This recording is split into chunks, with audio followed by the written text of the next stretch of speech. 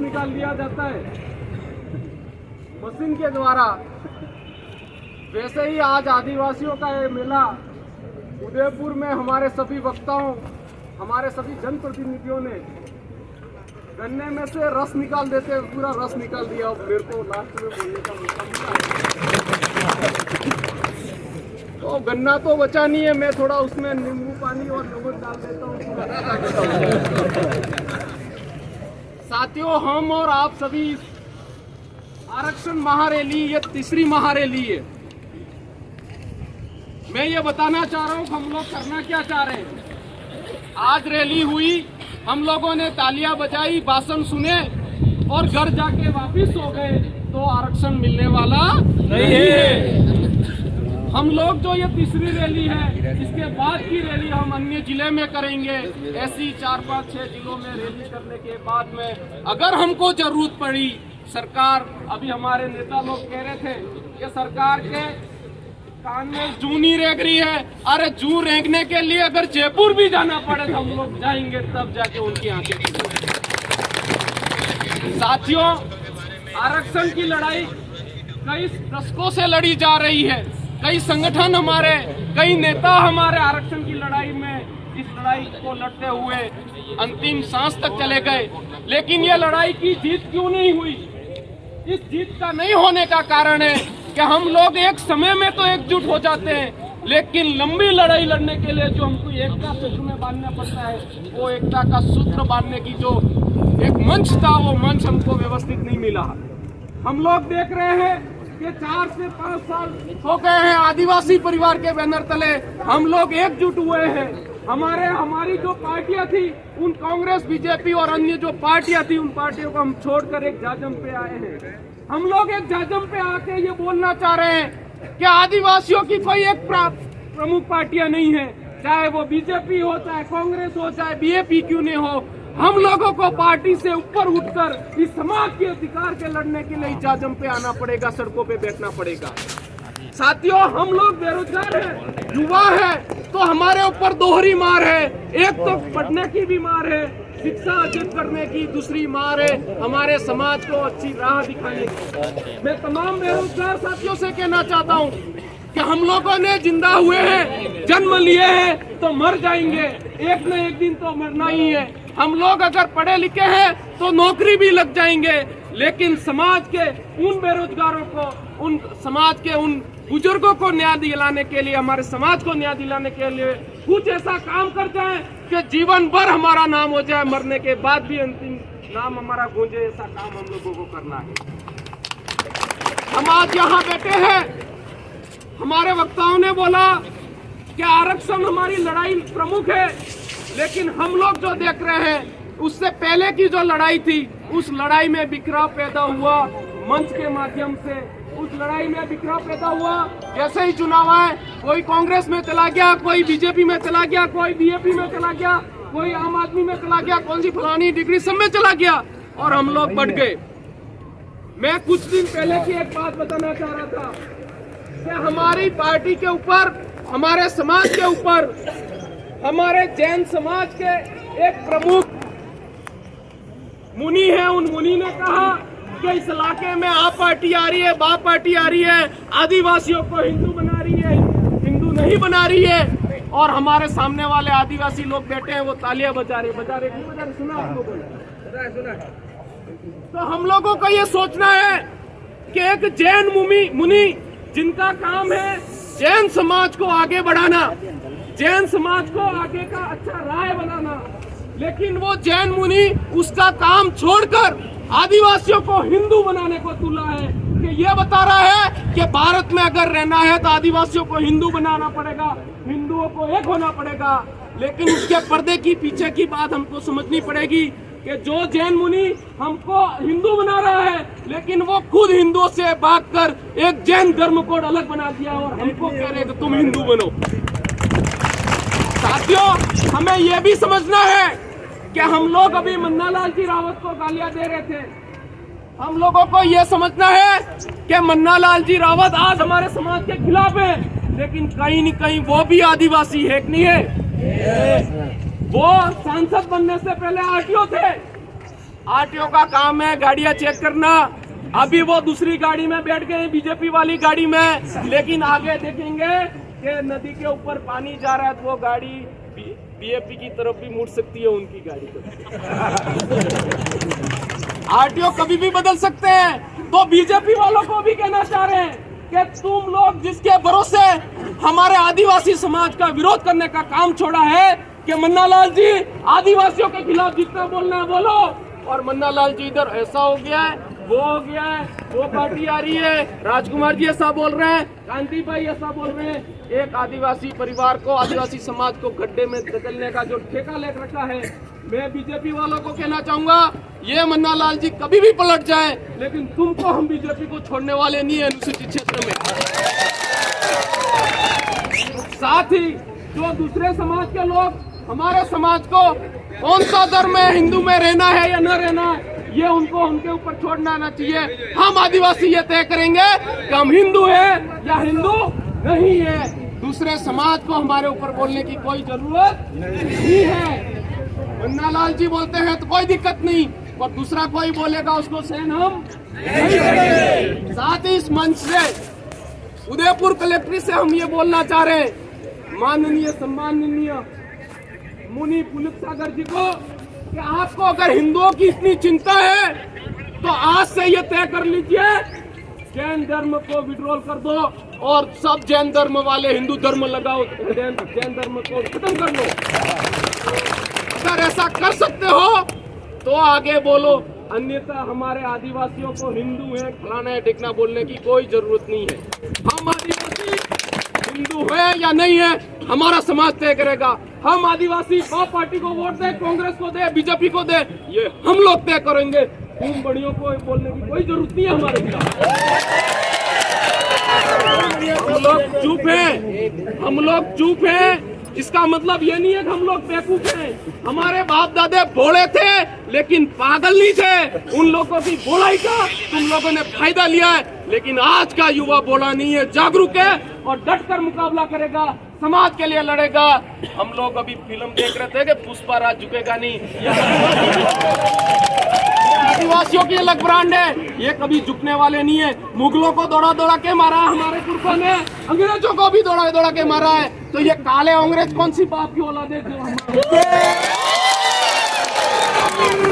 मैं ज्यादा बात नहीं करेंगे, हम लोग आएंगे। वैसे मैं मंच पे ज्यादा बोलता नहीं हूँ, अंदर वाले चले गए, मुझे मौका मिल गया बोल दिया, अपने ज्यादा वो है नहीं। आप सबको बहुत बहुत जोहार। जय आदिवासी, जय जोहार, जय बिल्कुल। एक नारा जयकारा जोश से लगा देना कि यहाँ पर आयुक्त महोदय के पास में तो हमारी बात पहुंच ही जाए, लेकिन हमारी और आपकी सबकी जो मांग है वो दिल्ली तक और जयपुर तक भी जानी चाहिए। जय जोहार का नारा है, जय जोहार का नारा है।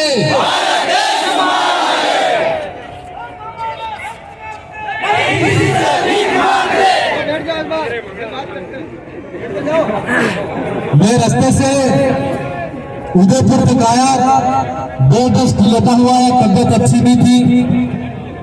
वहाँ गांधी ग्राउंड के अंदर भी बोलने के लिए बोल रहे थे, लेकिन मैंने बोला कि मेरी तबियत ठीक नहीं है। लेकिन कलेक्टर पर हमारे संचालक महोदय ने फिर मेरा नाम लिया।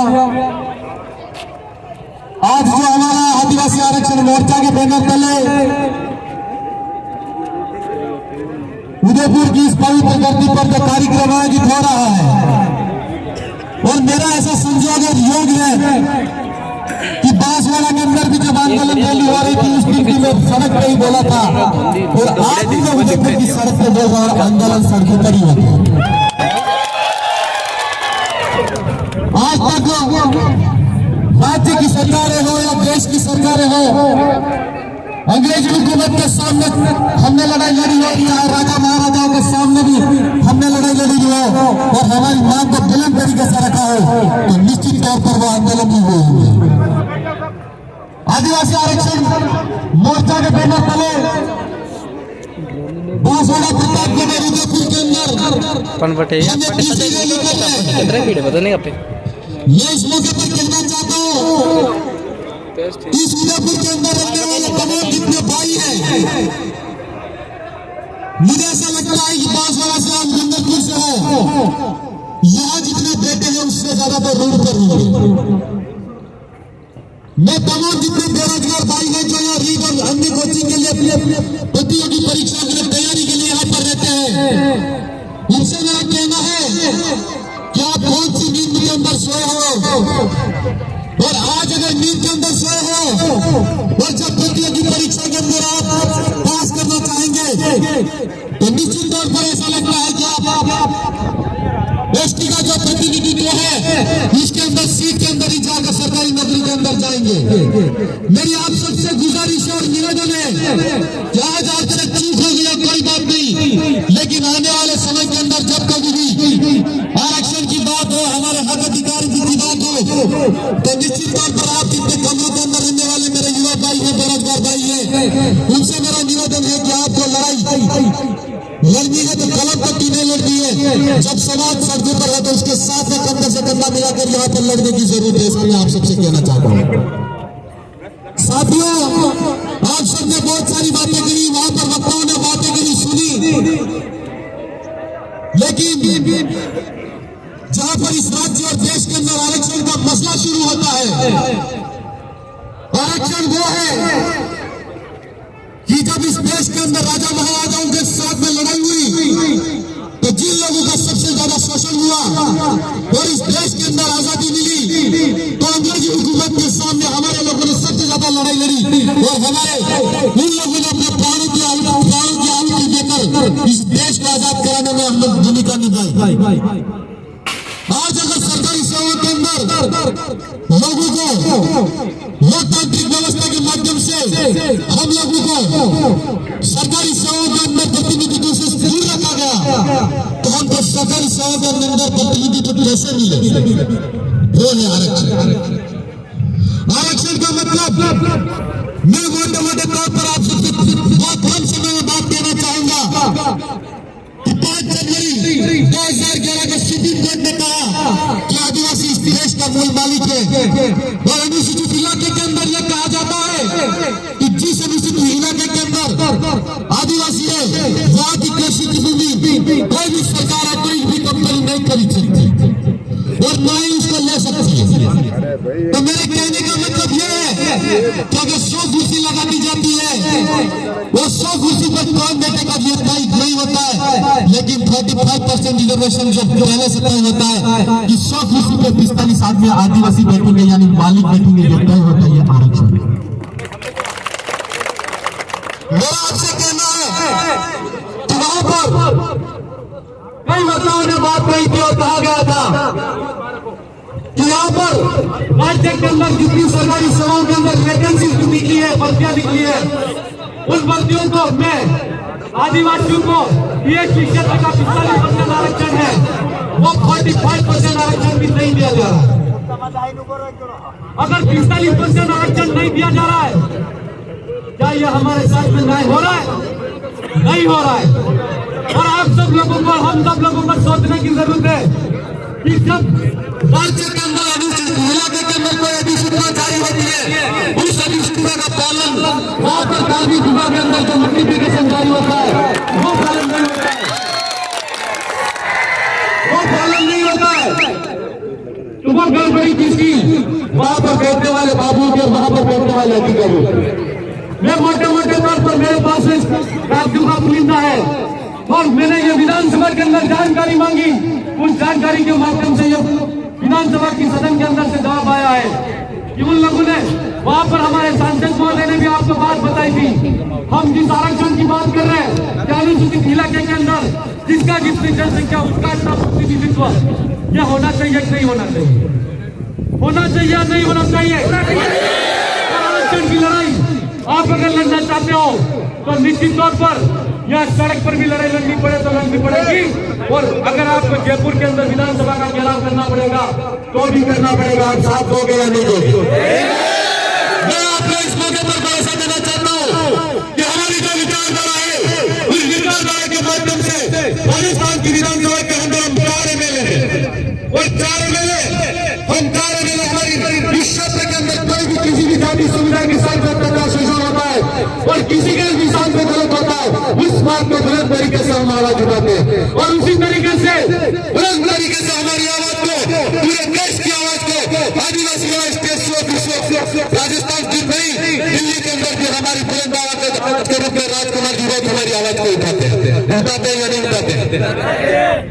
लेकिन मैंने एक चीज पाई है कि हम लोग थोड़ी सी सफलता जीत कर लेते हैं तो हमें ऐसा लगता है कि हम बिल्कुल सुरक्षित जोन के अंदर आ गए, सुरक्षित एरिया के अंदर आ गए, सुरक्षित घेरे के अंदर आए। और आप डीएसपी क्षेत्र के अंदर आदिवासी समुदाय से मैं कहना चाहता हूँ और आदिवासी से कहना चाहता हूँ कि आप सब लोग अभी ऐसा लगता है कि सुरक्षित घेरे के अंदर है, ऐसा लग रहा है, लेकिन मैं आपसे कहना चाहता हूँ कि सुरक्षित घेरे के अंदर नहीं है।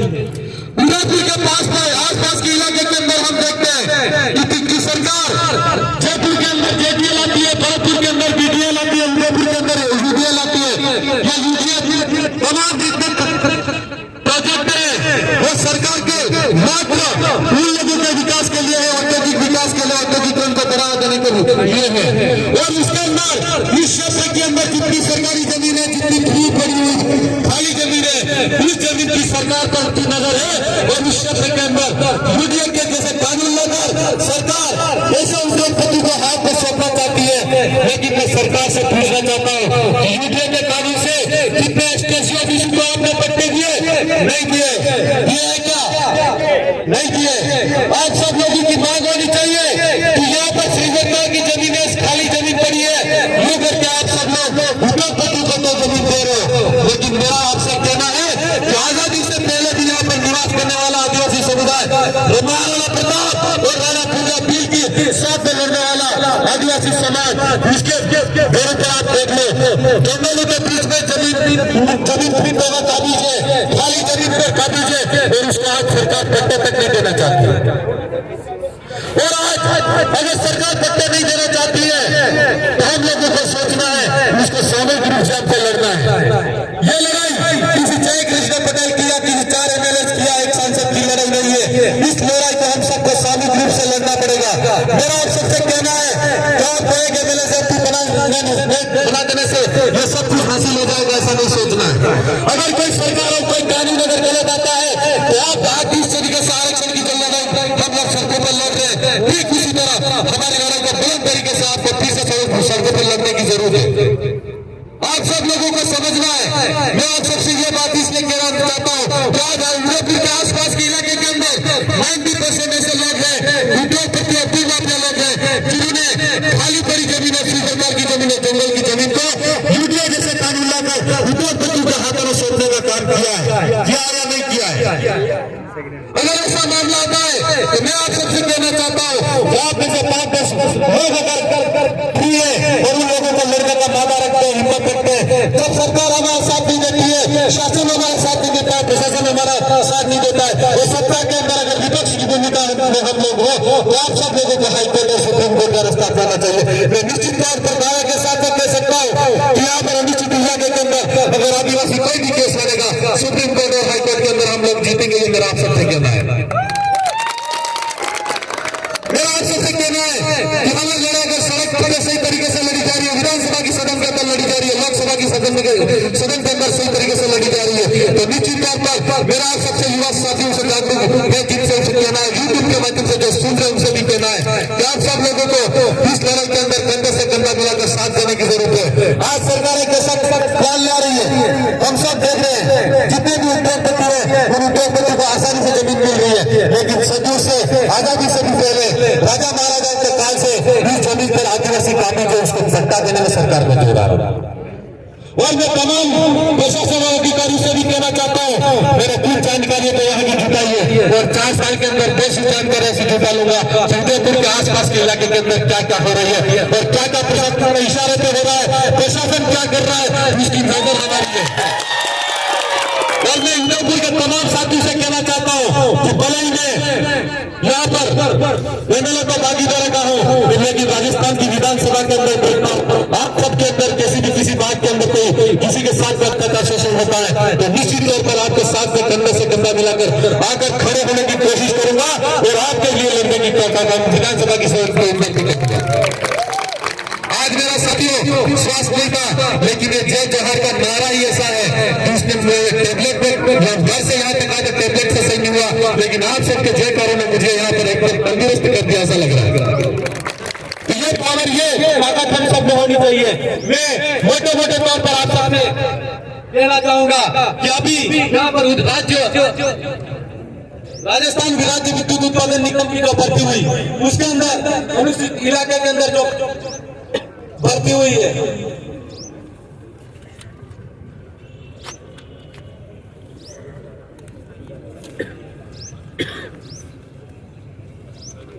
तो जैन के जो पद है उन पदों के अंदर मैं आपसे कहना चाहता हूं कि यहाँ पर कुल पद भर्ती हुई 150 की, उसके अंदर जनरल के 63 है, ओबीसी के 29 है, एमपीसी के 6 है, एससी के 22 है, एसटी के 16 है, ईडब्ल्यूएस के 14 है और टीएसपी के अंदर 0 है। ये हमारे साथ में गलत हो रहा है कि नहीं हो रहा है? आज हमारा बच्चा अगर जैन की एनपी को ट्रेनिंग करके आता है, हर माँ बाप का सपना होता है कि नौकरी लगेगा, लेकिन यहाँ पर सीट ही नहीं होगी, कैसा होगा? ऐसा संभव है? नहीं है। यह गलती किसकी है? सत्ता में बैठी सरकार की। और सरकार के आदमी कौन है? जिन्होंने नोटिफिकेशन जारी किया हो, तो इनके खिलाफ में कुछ होना चाहिए कि नहीं होना चाहिए? राज्य के अंदर ये इसके खिलाफ में मैं खुद गया था और उनको मैंने अभी दिया है लेटर, और निश्चित तौर पर अभी 0 है, ये वैकेंसी फिर से जारी करेंगे और यहाँ पर कुछ न कुछ पद हमको मिलेंगे। ठीक उसी तरह ये यहाँ पर जनरल के 9 अधिक पद है, ओबीसी के 2 पद कम है, एमबीसी का 1 पद कम है, और एससी के 2 पद कम है, और एसटी के 2 पद कम है, और एक पद ईडब्ल्यूएस का कम है। ये राजस्थान के अंदर है। और शहरिया के अंदर 0 डीएसपी के अंदर 0 जैन की भर्ती जो भी आ रही है। ठीक उसी तरह चतुर्श्रेणी की जो भर्ती आई है, उसके अंदर कुल 5522 पद टीएसपी से तक है, और यहाँ पर 10.52% वैकेंसीज के अंदर हमारे पद है। कितने? 10.52। हम लोगों को यहाँ पर भी 45% रिजर्वेशन नहीं दिया गया। पशुधन सहायक की भर्ती आई 2041 पद है, 221 पद टीएसपी से तक है, 10.82% पद हमको यहाँ पर स्वीकृत हुए। लाइब्रेरियन के 61 पद है, टीएसपी के कुल पद 500 है, उसके अंदर भी 12.2% रिजर्वेशन के हिसाब से हमको पद मिले। लाइब्रेरियन थर्ड के 8.3%, यहाँ पर भी 2 से 3% हमको कम दिए गए। ठीक प्रहरी के अंदर 5.47%, यहाँ पर भी 7% हमको कम दिए गए। कार्यालय अनुदेशक के जो 42 पद है, उसके अंदर भी हमको 11.90% पद मिलने चाहिए। ठीक उसी तरह हमको यहाँ पर भी पद कम मिले। वाहन चालक के अंदर 2756 पद टोटल राजस्थान के अंदर सीट मिल रही है, और यहाँ पर हमको कितने? टोटल 5.58% पद मिले, यानी यहाँ पर भी हमको 6% पद कम मिले। अरे यार, हम आरक्षण की बात कर रहे हैं, अनुसूचित इलाके के अंदर आरक्षण की बात कर रहे हैं। 1996 के अंदर जो अधिसूचना जारी हुई, उसके अंदर 45% रिजर्वेशन है, उसका भी फुल प्रतिशत हमको नहीं मिला। क्यों नहीं दे रहे? मतलब जैसे तैसे करके हमारे बच्चे पढ़ना शुरू किए। उन लोगों ने वहां पर कार्मिक विभाग के द्वारा जो नोटिफिकेशन जारी होता है, जो अधिसूचना जारी होती है, उसके अंदर वहां पर हमारे पोस्ट ऑटोमेटिकली बैकलॉग के अंदर डाल के पीछे कर देते हैं, या कोई न कोई ऐसी भर्ती लाते हैं, कोई न कोई ऐसा फॉर्मूला लाते हैं जिसके माध्यम से हमारी सीट खाने का काम कर रहे हैं। तो हमको हर जगह से ये लोग पीछे करने का काम कर रहे हैं। अभी जैसे इस टीएसपी क्षेत्र के अंदर 35 और 40% बाध्यता कर दी उन लोगों ने, उसके अंदर भी हमारे लोगों को जाने में दिक्कत हो रही है। क्यों हो रही है? जैसे तौर करके सरकारी स्कूल के अंदर हमारे बच्चे गरीबी इलाके अंदर, पहाड़ी इलाके के अंदर पढ़ना शुरू किए, लेकिन वहां पर पढ़ने के बाद में भी उन्होंने 33% 40% जैसी फॉर्मूला लागू करके वहां पर पिछाड़ने का काम कर रहे हैं। यह जितनी भर्तियां मैंने गिनाई आप सब लोगों को, उसके अंदर एक वैकेंसी के अंदर 5-5, 7-7 पद कम है, यानी एक घर के अंदर अगर 7-7 वैकेंसी, 10-10 वैकेंसी कम आ रही है, तो सोच लो एक परिवार के अंदर अगर एक बच्चा भी नौकरी लगता तो 10 परिवार सुधरता है। सुधरता कि नहीं सुधरता? तो ये लोग पीछे से भी हमारे साथ अत्याचार शोषण कर रहे हैं। मेरा आप सबसे कहना है कि कैसी भी भर्ती आ रही है, युवा बेरोजगार भाई जो पढ़े लिखे हैं, उनको तो कम से कम थोड़ी जागरूकता रखनी चाहिए। रखनी चाहिए कि नहीं रखनी चाहिए? तो मेरा आपसे कहना है अभी वाहन चालक भी हमको गोली मार के अंदर मारा जा रहा है। और राजस्थान के अंदर टीएसपी को 5.58 और इसमें आरक्षित श्रेणी में एससी को भी 1.94%, टीएसपी एसटी वर्गों को 43.45%, जबकि जनरल को 54.54% सीटें दी गई है। मतलब वाहन चालक के अंदर भी हमारी 2% सीटें कम की गई। ये बहुत बड़ा कुटाराघात कर रही है, नहीं कर रही सरकार? अरे सरकार कर रही है, नहीं कर रही है? अरे डबल इंजन की सरकार कह रहा है। राजस्थान के और दिल्ली के अंदर डबल इंजन की सरकार है। मेरा आप सबसे कहना है कि आदिवासी आरक्षण मोर्चा के बैनर तले उदयपुर में के अंदर कार्यक्रम हो रहा है, कम से कम इतनी बुलंद आवाज रखो कि डबल इंजन की सरकार जो पूरा दिल्ली के अंदर है उसके कानों के पर्दे हिल जाने चाहिए, हिल जाने चाहिए, नहीं हिल जाने चाहिए। और बदल सरकार के माथे पर चूनी रेग रही है। मेरा आप सबसे कहना है अंत में, मैं एक नारा 2013 के अंदर जब अनुसूचित इलाके के अंदर आरक्षण का आंदोलन चल रहा था, उस समय हमने छात्र राजनीति के अंदर था और मेरा स्वागत का एक आंदोलन था, आंदोलन का नारा था, मैं उसको पुनर्जीवित करना चाहूंगा। मैं चाहूंगा कि आप जय सर जयकारा का नारा बड़े बुलंद तरीके से पूरे उदयपुर शहर के अंदर जाना चाहिए। टीएसपी क्षेत्र के हर युवा के फॉर्म में चलना चाहिए, चलना चाहिए, नहीं चलना चाहिए। मैं नारा लगाऊंगा, आपको बोलना है आरक्षण।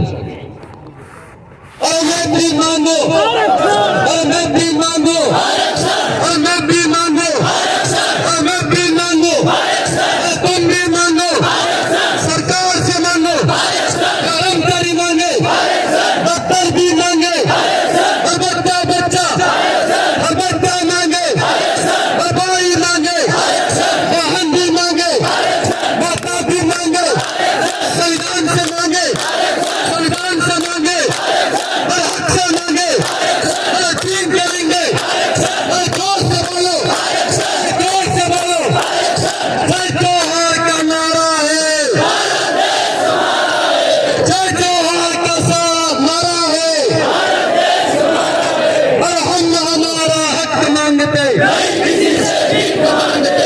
जब सरकार गूंगी बेरियों तो सड़कों पर ऐसे आंदोलन करना चाहिए। हमारे बाप दादा ने किसी के सामने सर नहीं झुकाया, मेरा आपसे कहना है लोकतांत्रिक लड़ाई में सड़क पर भी उसी तरीके से आंदोलन होना चाहिए। और विधानसभा के अंदर मैं निश्चित तौर पर कहना चाहता हूं कि अगली बार सदन चलेगा तो बदनलाल सरकार को हम घुटनों के दम पर बुलवा के खड़ा कर देंगे। लेकिन एक बात मेरा कहना है कि इस बात को आपको ध्यान में रखना है कि लोकतांत्रिक तरीके से आपको इस बात को ध्यान करना है। मेरे हर युवा साथी से मैं अनुरोध है कि आपके माँ बाप ने आपको इतना अच्छा एजुकेशन दिया, पढ़ाई करा, तो निश्चित तौर पर आपको अपने परिवार के अंदर अपने भाई के लिए इस लड़ाई को बुलंद करना है। और जितने टैलेंटेड लड़के पढ़ने लिखने में आगे हैं उन भाई से मेरा कहना है कि आप अभी जितनी वैकेंसीज आ रही है उसके अंदर तैयारी करें, लेकिन जितने भाई घर के अंदर बैठे हैं उनको आगे करके इस लड़ाई को बुलंद तरीके से उठाने का काम करें। हम राजस्थान के अंदर 4 एमएलए है, निश्चित तौर पर इस बात को उठाने का काम करेंगे। और राजस्थान के ही नहीं, दिल्ली के अंदर भी हमारे सांसद राजकुमार जी रोहते हैं, दिल्ली के अंदर भी आरक्षण की आवाज को बुलंद तरीके से उठाने का काम करेंगे। आप सब इतनी मेहनत कश के साथ पसीना बहाते हुए यहाँ तक आए। मैं आशा करता हूँ कि आने वाले समय के अंदर जहाँ कभी आरक्षण का आंदोलन होगा, आप इतनी ही ताकत के साथ, दोगुनी ताकत के साथ में इस आंदोलन का हिस्सा बनेंगे। आप सबने मुझे सुना, उसके लिए मैं मेरी तरफ से और मेरी पूरी विधानसभा की जनता की तरफ से बहुत बहुत धन्यवाद। मेरी बात